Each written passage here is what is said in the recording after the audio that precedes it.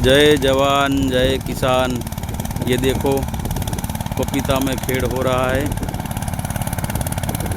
अभी कई दिनों के बाद ये वरा पाया है, तो ये कल्टीवेशन हो रहा है पपीता में। आप देख पा रहे हो इतना ज़्यादा वराप नहीं है।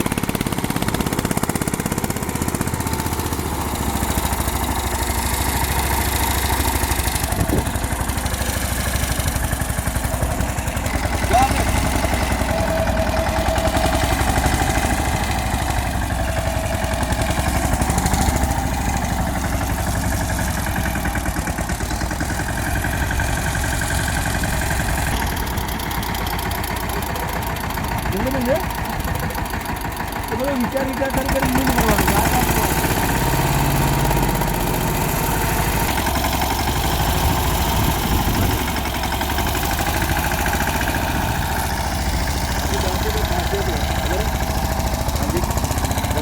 रेस में हेरे जाओ ना तो देती नहीं है।